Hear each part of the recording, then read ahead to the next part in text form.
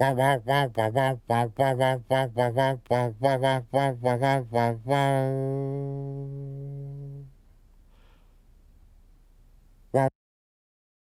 listening to Alan Partridge. Alan's balanced debate. It's genuinely balanced. Bam! Excellent. And we're back with Cecil Phillips of the North Norfolk. Hello. Hello.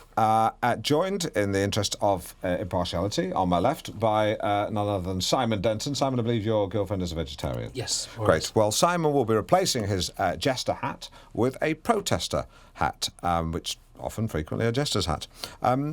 Simon Denton, you oppose fox hunting. Why? Just think it's cruel to the foxes. Cecil Phillips, you and your mates just go around beating up wildlife for kicks. No, well, foxes can be pretty unpleasant. I think we have a very romanticised idea of foxes. If you'd ever been in a chicken coop after a fox attack... Yes. Simon Denton, foxes, they're thieving bastards. If a fox was a human being, it'd be David Starkey, a real git of a guy. They always talk about the inside of a chicken coop, but foxes are animals at the end of the day. They're not evil, they're just looking for food. They just Philip, you portray these little red dogs. No, they're not dogs. Little red dogs. They're just trying to put a chicken dinner on the table for the cubs. Chickens are a farmer's livelihood. Precisely. Simon Denton, he's saying foxes are screwing the farmers, and meanwhile they're being defended by soap dodging, meat dodging, job dodgers. No, I did not say that, no. He didn't say that. He's saying, whoa, you're putting words in my mouth big time. Back off. No, I'm saying fox numbers need to be controlled. Answer him. Yeah. I just think there's an arrogance about it all. Yeah, so Cecil, he looks at you guys with your red tunics and your tight white tights. Jodhpurs. And he thinks you just look like bloody pillars. Look, I won't deny that our pageantry we take seriously, but you can't just turn up in jeans. Hey, that's a good point. It's not like some teenage pursuit like Laser Quest. You can't just turn up in... Well, hang on a second. Laser Quest is not a teenage pursuit. I quest with a round tabler who served in Northern Ireland. Sometimes he gets flashbacks. I have to talk him down over a milkshake. It's different. If society ever breaks down, you may well regret not having been to Laser Quest, because the people who can't stand you go a lot. I'm sure we'll cope. Well, I think you'd be overrun by sheer weight of numbers. Exactly. If the working classes all rise up as one, then you are done for, mate. You're a communist. We have horses. Yeah, horses... I'm sorry, in an inner-city war zone, will be all but useless. End up roasting on a spit in the middle of the precinct. Yeah, in some sort of post-apocalyptic vision of hell. Yeah, where the hunter becomes the hunted. You can run, but you can't hide. Sure, you ditch your red tunic and don a hoodie, and you blend in for a while. But then some local grabs you and says, "All right, mate." Yeah, and you say, "Yeah, spiffing. Oh, wagwan." But the game's up. By nightfall, you and Leopold are swinging from a lamppost, your bugle stuck up your backside. So the last gases escaping from your body make a bleakly comic noise. And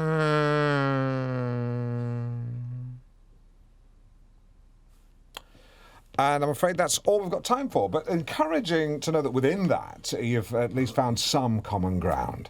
Cecil, your dream dinner party guests. And now on North Norfolk Digital, Partridge Playhouse presents A Chill Breeze or A Glowering Glassblower, This Way Comes. Britain's cows have started lying down in different directions, causing rural panic. The government appeals for calm, but maverick scientist Jim Hannigan suspects foul play. Professor Hannigan? Professor Hannigan? Yes? Are you esteemed Professor Hannigan? Last time I checked my lanyard. That's Hannigan, sharp as a tack. This is of the utmost secrecy. If the scientific community knew I was even approaching the man they'd ostracized, how can I be sure it's you? You'll notice I shook your hand quite badly. Of course. You're missing fingers.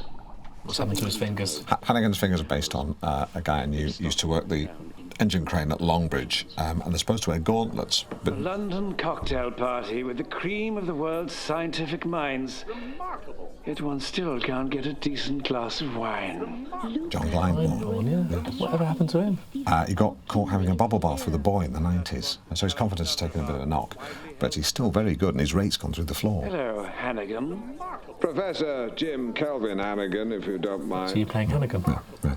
I mean, a few actors read for the part. A guy called Mark Rylance. Yes. Yeah, he was spectacular spectacularly good, but he wasn't Hannigan. Professor Hawking is driving over to us now. In the end, I got the part. Good evening, Mr. Dooley. Oh, hello, Professor Hawking. You know your waistline is like the universe. How do you mean? It's ever expanding. You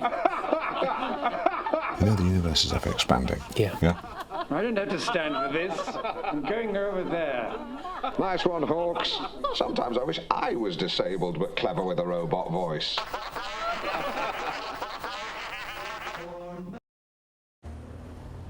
We should be at my Norwich penthouse quite soon, my garlic beauty. Were it not for this damn traffic. I cannot wait. Traffic and travel. Driver, turn up the radio. Due to a major incident, all roads in and out of the south of Norwich have been shut by police. That's the What the hell's this? Hello, Sarah. Do you know what the red light outside means? No girls allowed. Broadcasting. Who said you could play it? Craig, who said you could pass round a sponsorship form for your daughter's fun run? What was that last bit? Oh, that was just part of the drama.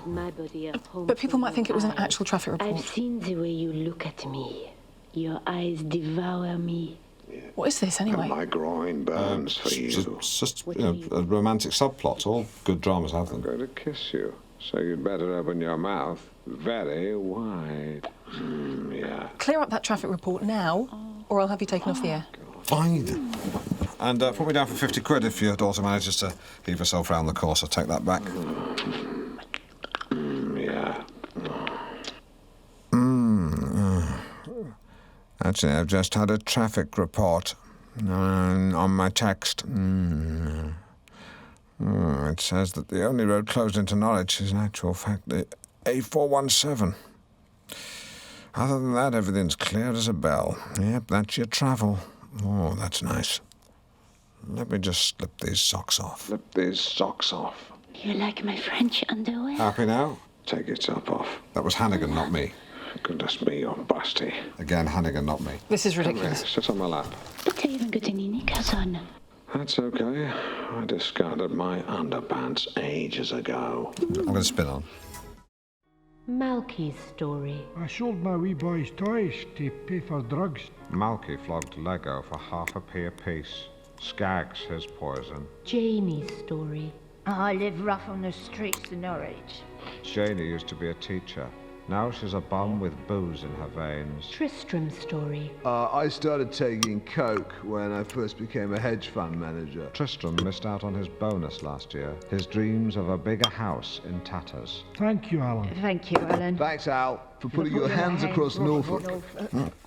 Bananas and cream. I can't beat it. OK, you're listening to Mid-Morning Matters. Today we're raising £3,000 or £3,000 for Norwich-based charity Addiction Action.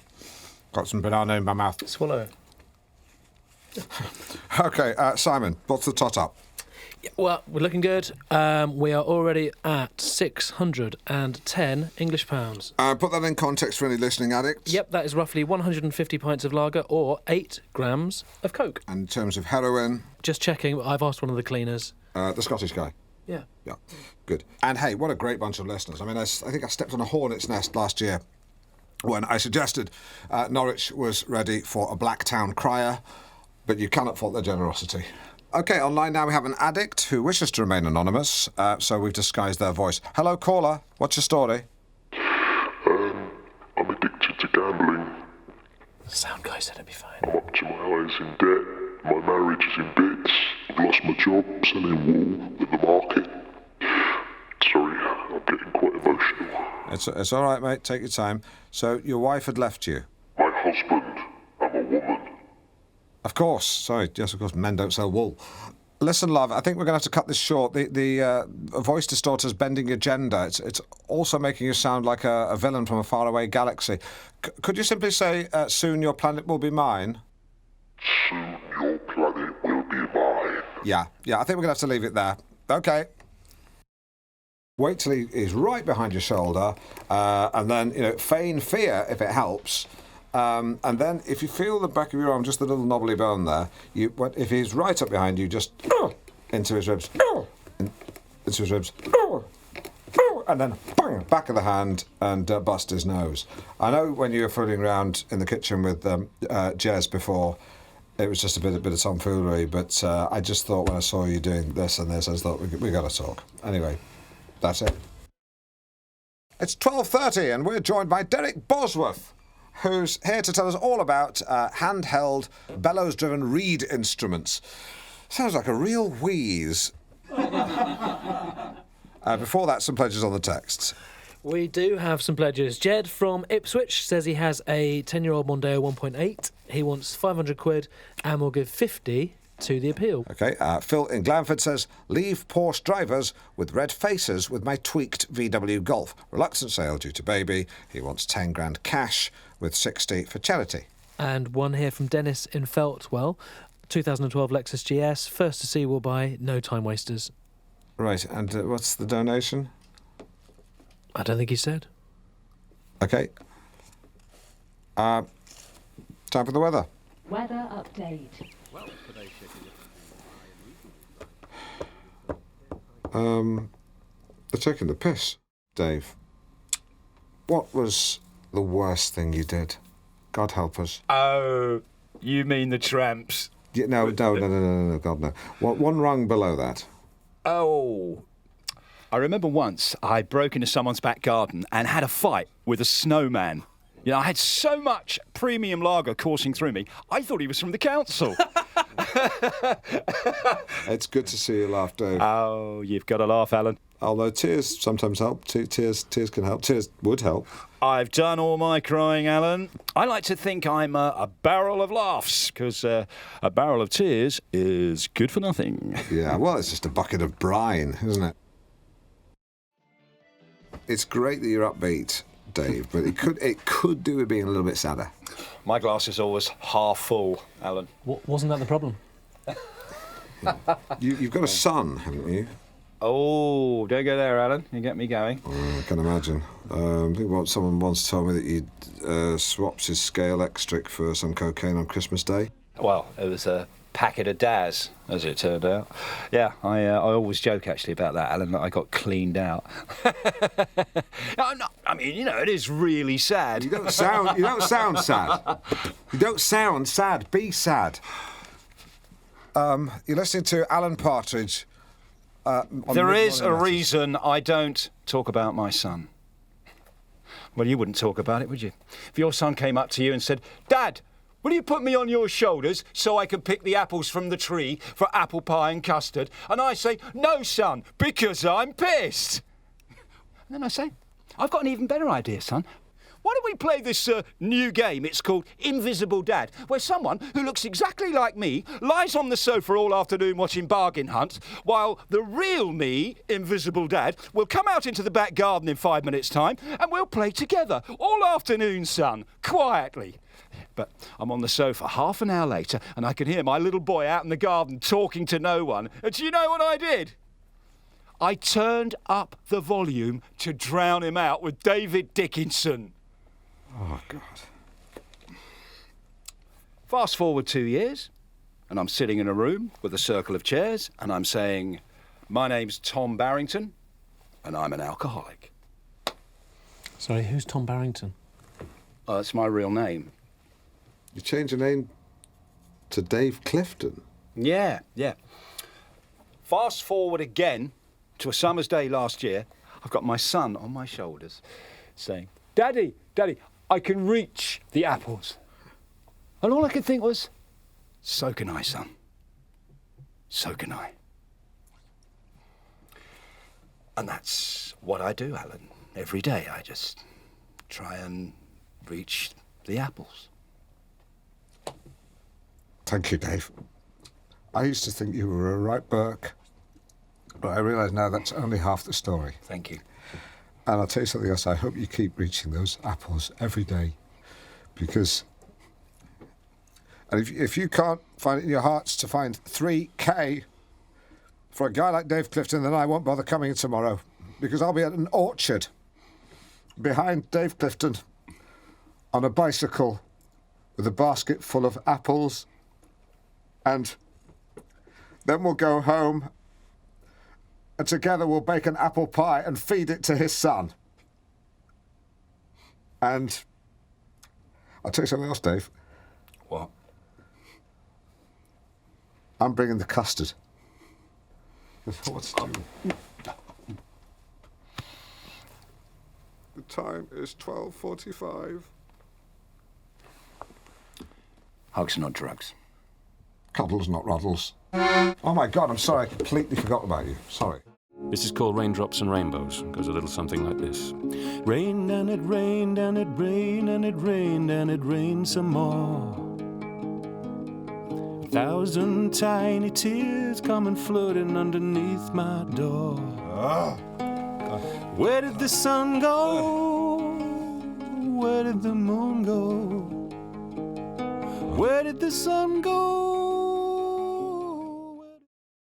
Jeff saved them all from heaven. March 19th, 1997. Brilliant. You're listening to Mid-Morning Matters. Blackbird, I've written down a word on my notepad. It's the only word I've written. I'd like you to read it out. Spellbinding. That's what that song was to me. Thank you very much. I was just telling a true story about a guy I knew, Jeff Tanner. Not the Jeff Tanner who was arrested. Lives in the old rectory, was accused of keeping images of children. He was never charged with that. Yeah, but mud sticks. I shouldn't really have mentioned his name. At least we didn't mention his address. You did. Oh no, yes we did. He said lived at the old rectory. I've done it again. It just shows you, doesn't it? I mean, paedophiles can be heroes. So, if there are any well-meaning vigilantes thinking of bowling up to the old rectory to teach him a lesson, go easy on him. Yeah, I mean, because he did rescue all those Cub Scouts. Yeah. What? The song was more about a gentler time, perhaps. 1997. Yeah, when terrorists were Irish. It's hard to find a quiet moment in the modern world because of the many distractions. I know exactly what you mean. Well, you can get bogged down, can't you, with the busyness of life? You've got gas bills on the doormat and, pizza menus, Lib Dem leaflets, Oxfam demanding a direct debit. No! An invoice from the window cleaner. I'll pay you at the end of the month. And you think, how can I escape this madness? But, no, but it sounds like you've got it licked. Thank you very much. All I ever wanted was for my music to connect with people. So. Blackbird Bluetooth. I don't know about that when it comes to technology. I'm a bit of a Luddite, really. Yeah, well, nothing wrong with being a Luddite. No, this place is crawling with them. Yeah, we were given a talk, weren't we, on DAB radio. One of the producers went bananas, attacked a mixing desk with a squash racket. He said his insulin was low, but I think he was just frightened. Yeah. Maybe they have a point, though, the Luddites. Maybe we'd be a lot happier if we lived like old Blackbird. I just think there are some things that are a bit more important than iPhones and iPads. I think I do now. When I get home tonight, I'm going to throw away my kettle. Let's have a last song. Yeah. Okay. I like the one about bees. Oh, we could do a new one. I've got a fun song about a shepherd who moves to the city. It's upbeat, quirky, and it's called Boomtown. Yeah, could do that one. Yeah. I like the one about bees.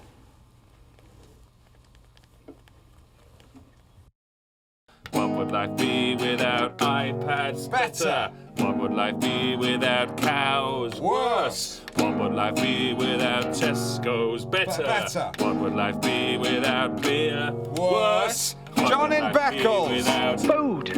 Worse. Jess in Horsford. Tax. Better. Worse. Diane in Grimston. Gore-Tex. Worse. Jess in Horsford. Immigration. Neutral. It's complicated. What would life be without Marmite. Whoa, that's precious. Oh, very, always very Marmite indeed. Mick and Fulsham. We'll have a few calls about that, certainly. And immigration. Yeah, well, the thing is that when it comes to crime, I'll be honest with you, people listen to me just purely on the basis that, I've been there, I've done it, You a scum? Well, I just got in with a bad crowd, There was a lot of stealing, a lot of violence, Yeah, I admit, I was a bit of a bad boy. Yeah, scum. Yeah. It's a horrible word. I mean, I don't use it, he does. Well, no, that was in the heat of the moment. Someone had peed in my car. Well, the point is, I just think that I can use, my experiences just to, educate people, let people know what's going on. Yeah, I mean, I'm the same. I've had a few scrapes of the law, don't you worry about that. I've also had a few dinners with him too. A friend of mine's a chief inspector. He drink drives, but then he can. So who's that? Brian does the pub quiz. He's a copper, is he? Yeah, DCR Tollsmore. 2 weeks ago they found him asleep in his car on the roundabout. Do you know him? No, I don't know him. But, I know quite a few people like him, Some good cops, some are dodgy. Yeah, he's not dodgy. I mean, he's a very good cop. I mean, he cuts corners. Then drink drivers do. But then drink drivers do. Yeah. Well, it just goes to show that, anyone can fall foul of the law. It can happen that easy. I know it can happen that easily. I mean, when I was back in the day, when I was a kid at school, put some money on a vending machine for a Kit Kat. There was a malfunction. I got delivered 3 Kit Kats. And these were the 5-fingered kind, Julius. Now, you and I know when you've received excess confectionery, you contact the manufacturer or you call a cop. I didn't. I kept them. I wanted those fingers inside me, Julius. All 5 of them. 3 times. Like a chocolate fist? Yeah, I knew it was wrong, but I still did it. The chocolate fist? Yeah, I wanted them inside me. And it felt good, even though I knew it was wrong. From a chocolate fist? That's right. News and travel coming up, but time for a quick text on how hot you should have your bath. Frank Bannister in Blickling says a bath should be hot enough to gradually poach an egg. Time for news. Your headlines this lunchtime. Norfolk County. Talking of bath temps, you want to make sure you don't end up in hot water yourself. What do you mean? The chocolate fist thing. Grow up, mate. Okay. Cool.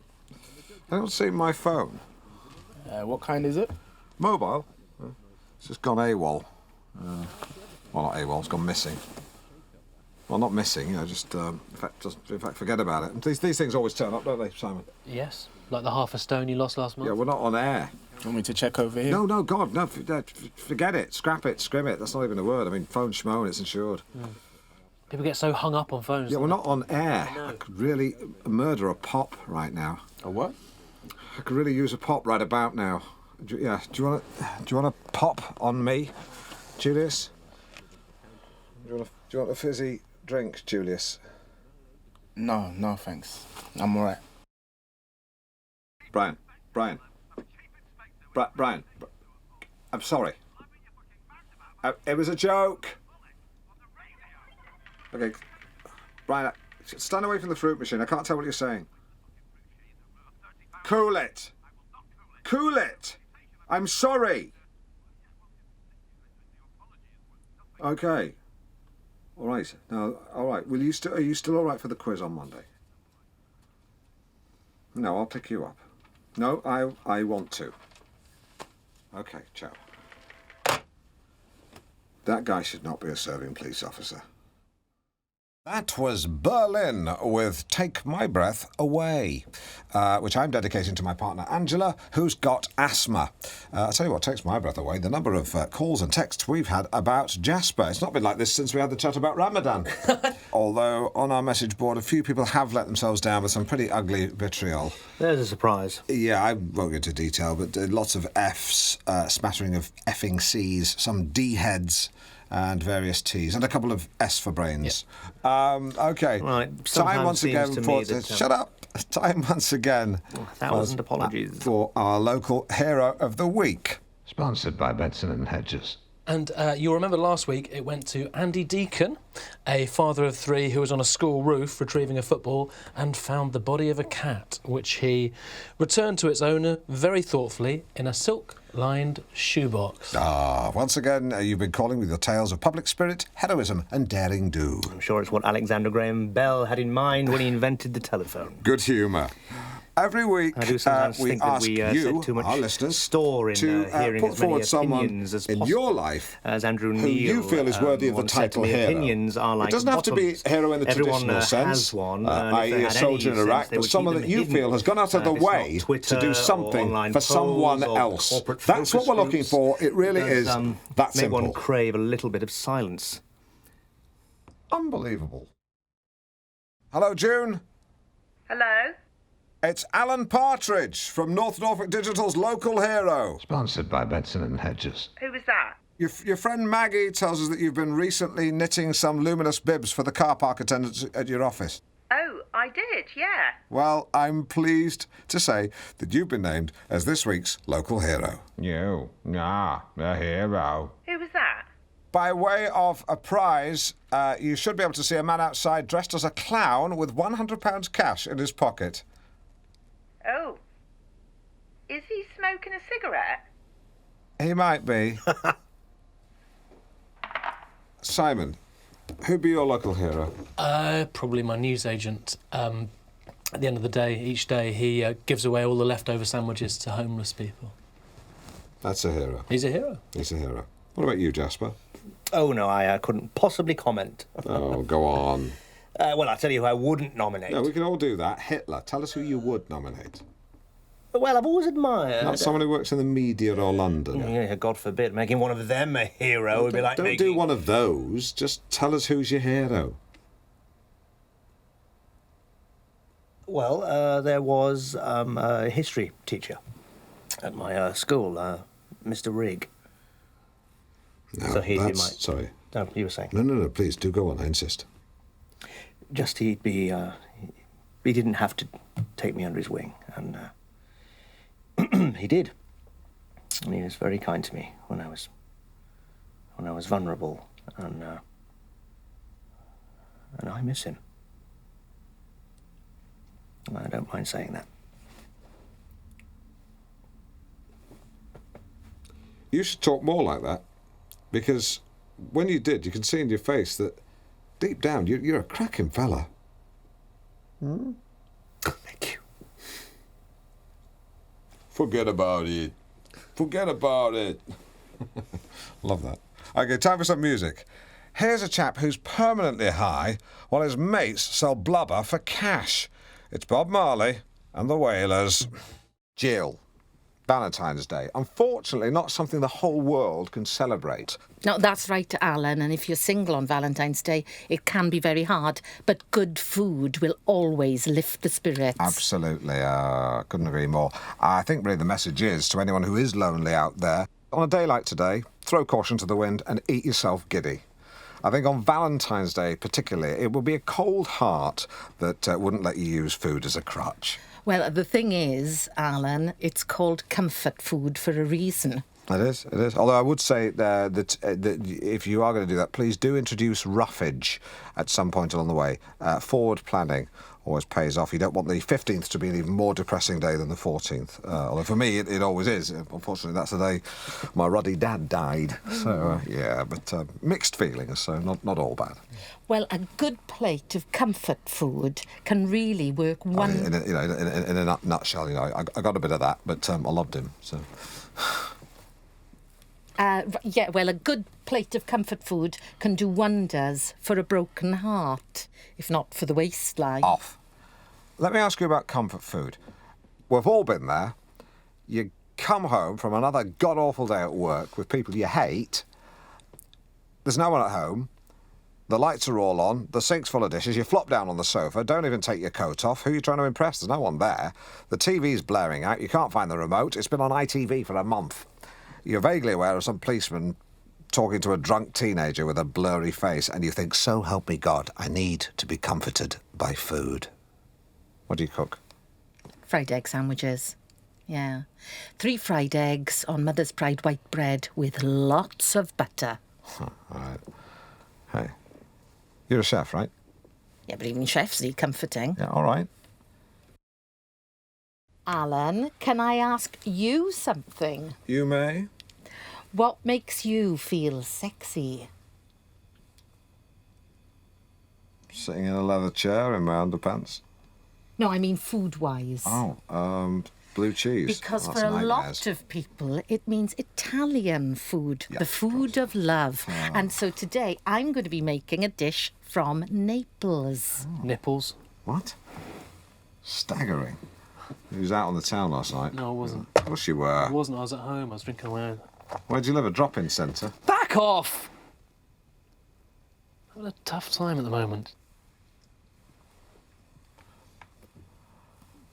There's traffic and truffle. Traffic and travel, sponsored by Castrol. Alan, can I just use the loo? What for? I mean, yeah, sure. Just use the disabled. He's only in on Wednesdays. They designed the whole building around him. I think he was some sort of evil genius. He's not. Just knows a lot about jazz. Heather has told me that a good masseuse should have hands that are both tender yet powerful, and I can vouch that her hands would be equally at home cradling a winged bird or hammering sheet metal in a yard. Oh, so I get a bit knotted at the start of the month when the direct debits are going out. That's a sports injury. Wow, which sport? I was doing forward rolls at speed. You mean roly-polies? It's a standard SAS energy dissipation technique. I'd love to see you call it a roly-poly in front of Andy McNabb. He'd knock you out. Yeah, it was a Rotary Club barbecue at my best friend John Boyd's house. Usual story. Me and some of the guys ran the barbecue, talking about property prices, girls inside making the salad. Then you started doing your roly-polies. And I started demonstrating the tuck and roll technique. But John's got quite a small garden because he's not done very well in his career. And I went headlong into the weighted base of a parasol. Oh, God. One of those metal things? No, it's a plastic one filled with water. As I say, he's not done very well in his career. Ouch. Sounds painful. Yeah, well, I dislocated my shoulder, but I just shut my eyes and let my body go into shock.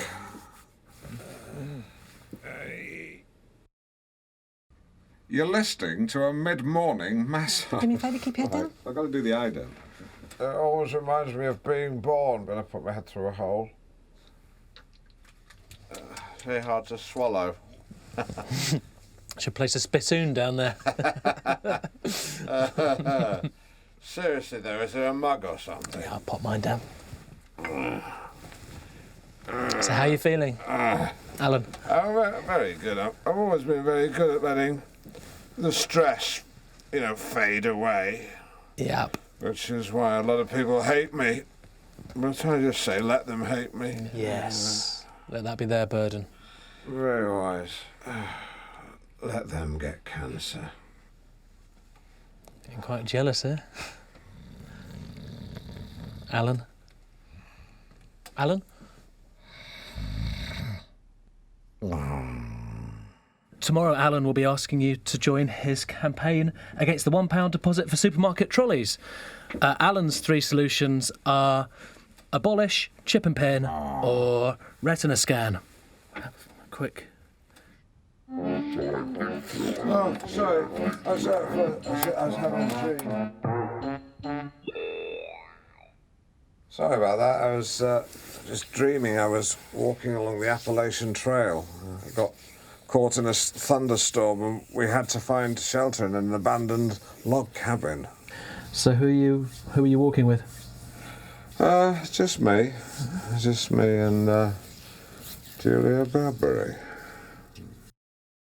We've been contacted by a spokesperson for Noel Edmonds who's asked us to point out that Mr. Edmonds has been a successful broadcaster for almost 5 decades. Noel's House Party, 50 million viewers. Successful businessman, formats sold in 80 countries. It's basically just a list of his achievements.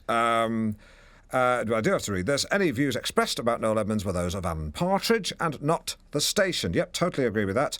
Hope no offence was caused and we wish him well. Again, that's the station's view, not mine. I don't particularly mind if I caused him a small amount of offence.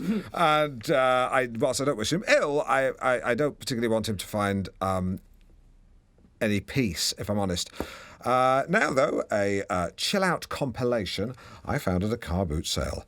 It's fantastic. This is Glockenspiel Dreams. And Kate, the Duchess of Cambridge, still chatting with the throngs of well-wishers, bending over there, showing a lovely rapport with the children. If you just joined us, we are bringing you live coverage of the royal visit via footage from the Linkman Media Group website. That's an ugly man. He's not shaved. That's an absolute disgrace. To have someone that ugly. That's disgusting. Close to royalty. All I can say is that his offensive face stands in stark contrast to Kate, who's looking quite radiant today in a sort of a mint green dress with 2 slits up the side. Sort of gills. Not gills. They're air vents, to be fair, to let air circulate around her royal midriff, flanks and back. So she has such an easy manner. It's difficult not to just be tranquilised by her face. Duchess of Cambridge, delightful woman. You can imagine her appearing in a cereal advert on a sunny veranda, laughing between mouthfuls of Special K. Special Kate. How true. Of course, Shortly, it will all be a memory. There'll be nothing left to do but tear down the bunting, bin it, then slope off. William there smiling, and his unmistakable big white royal teeth. I'm sure he gets through a lot of paste. Anything to add to that? No. No. I think we've had enough of that. And that concludes our live royal coverage. And what an unforgettable day. Wonderful. That Absolutely was. wonderful. Absolutely wonderful. Marvellous. What do you think Kate and Wills do when they go home? Oh, I imagine they stagger through the doors of a large, opulent bedroom suite. She leans against the double doors as she closes them and says, "Oh, if I get given one more bouquet of flowers, I think I'll just..." And William will say, "You'll just what?" And she says, "Oh, I don't know." She'll say, I'm just tired. I'll probably have something to eat, a rice-based dish or some pasta. I mean, William's always ravenous. Not so much Kate, but she eats what she can. She's not too thin, is she? God, no, we don't want to go through all that again. But these were no ordinary lovers. For together one day they would rule over England, Scotland, Wales, and, God willing, the whole of Ireland. Kate kicked off her shoes and sat cross-legged on the bed. She reached for an apple from the bedside table and chomped into it decisively. Would His Royal Highness care to watch a vid? If you don't mind, it's Squadron Leader Windsor to you. No way, when? Just this morning. Well done, that man, said Kate, saluting him cheekily and giggling. But William was distracted. You miss your mother, don't you? Every hour of every day. Sometimes I wish I could just fly that damn Chinook to heaven, have a chat with my mum, and then fly back to base. And with that, he scooped her up in his arms, like a big digger. William sat next to her on the bed and ran his fingers through her hair. "Kate," he whispered, "you truly are my sleeping beauty." He walked towards the window, poured himself a large scotch, and peered out over the kingdom that would one day be his. He looked back at his slumbering princess, downed the scotch in one, then loosening his tie, he walked towards the bed. Here's the theme from Blue Peter. Okay, that was Funky Gibbon by the Goodies to show that we are not averse to a little bit of anarchy here, having it large with my crew. No, seriously, it's great to have you all here. Please say hello. Hello. But no, it's a bit of a jam in here, but I'm sure we're breaching all manner of fire regs, but who gives a flip? I'm joined by a bevy of teenagers from North Walsham Comp who have taken their campaign to save the school playing fields and dumped it on the doorstep of the PM. I'm liking it a lot. Okay, listening to Ow! Okay, here's the class clown. Who's the class clown? What? All right, give me some skin. Excellent. No, it's absolutely fine. I mean, no, we had a class clown. His name was Brian Golding, a real live wire, a real nutcase. Took his own life a few years ago, which is kind of sad. But a real character, yeah. Anyway, by the way, if anyone wants any Annie Lennox cassettes, I'm good for it. What am I talking about? You're Robbie Williams, right? Who? So anyway, Lisa, to you now. Tell us about the campaign, because a lot of kids get it in the neck from some of the squares out there, but you guys are pretty diff. Well, we all got a letter during Christmas and we was told that the playing fields are going to be sold. Okay, well, so just going to stop you there. I had an email from Norwich Fire Service saying a couple of you need to leave because we're over the limit here, or we'll face criminal proceedings, so I need a couple of volunteers. Me? Yeah, great. Okay, you two. Absolutely, thanks. Thank you very much. Okay, that's Can that I go dealt too? with. Yeah, sure. Yeah, okay, fine. Right. Watch yourself. That's that dealt with. Okay, thank you. Bye. I've got to say, right behind your campaign, though, I really... Go too? No, you can't. That's enough, love. It's you know, I'm a big fan of, you know, playing fields in general, playing fields, or even if it's just, you know, green belt. land in general. I was a green belt. Black belt could kick your ass any day. Okay, right. So, well, no. I'm talking about the countryside. You know, unlike you guys, like to kick back, get a bunch of CDs, chuck them in a hold-all, oomph in the car, bang, countryside. All right, who did that? Is that you? Yep. What's that supposed to mean? That you shag sheep. No, that's no need for that, mate. Sorry. That's all right. That's cool. That's cool. Didn't mean to insult your girlfriend. Yeah, my girlfriend's not a sheep, you wally. Shut up, Marv. You dick, calling me a sheep shagger. You are one. You think I'm a sheep shagger? Don't know, mate. Yeah, what about? I think maybe you're a sheep shagger. Yeah, you're the one that keeps going on about it. You probably keep sheep magazines under your bed. Yeah. Yeah, probably keep pictures of sheep lying on their back in a pen, with the knickers off. Yeah, you're the sheep shagger. Yeah, bet you kiss them, lie them down on the back, kiss them tenderly, stick your tongue in the mouth, swirl it around. Yeah, No. play with the teats. Get behind it, strum them like a guitar. Yeah. Grab fistfuls of fur, grab its horns like a bike, like a drop handlebars in a racer. A grifter would be more of a yak, yeah. And then do you hold them afterwards and say, "You mean the world to me," spooning them with your hot balls pushed up against its woolly back. That's probably for me. Oh, I'm really scared. I am a bit. Hello, Craig. Okay, yeah, I'll be in a minute. Yeah. Okay.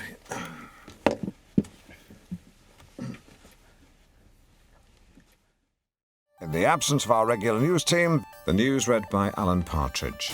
A body believed to be that of missing teacher Alan Weybridge has been found in Thetford Woodland by a man walking his dog. He finds a lot of bodies, this guy walking his dog. If I was the police, I'd be wanting to talk to Rex and his mysterious owner. And Norwich residents have expressed dismay after the newly opened library was vandalised by youths. If you ask me, that's Banksy's fault. So thanks, Banksy. Thanksy. Easy. And a quick announcement from the team here at North Norfolk Digital. Today sees the launch of new guidelines for on-air conduct following the temporary suspension of the disc jockey Alan Partridge. What about Banksy? I mean, it starts with a picture of a couple of coppers having a kiss, which makes you think about society. But it ends with the grotesque spectacle of a big willy daubed on the side of our motorway footbridge. That's the news.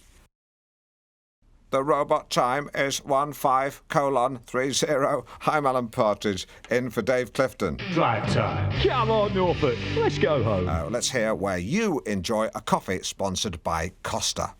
Leonard in Yaxham. I have a black coffee on the way to school. How old are you? 5. OK, does Mummy know you do this? Your mummy or my mummy? Your Mummy, obviously. Where's Sidekick Simon? He's gone to work at a website that aggregates content. Absolutely meaningless. Are you sad or happy? Happy. Thanks for your call. Percy in Deptford. I like to sit outside my ex-wife's house. Hello? North Norfolk Digital. Okay, North Norfolk's best music mix. The phone system's down. I can't get any callers. Hello? Anyone? The brain of Carol Vorderman, the body of Carol Vorderman, the face of Julia Bradbury, hands Nanette Newman, legs Jessica Ennis, backside of a Strictly Come Dancer, stitch it all together, and Bob's your uncle. You could call it Bob. Jotted down traffic lights, and I'm going to stick my neck out here and say that I think that amber is obsolete because it stems from a period where today's Celebrity Big Head did that. Edmonds again, or did I? Was it Hannaford? I don't know why I'm asking you. I'm not actually sure if anyone's listening. Could be talking to myself.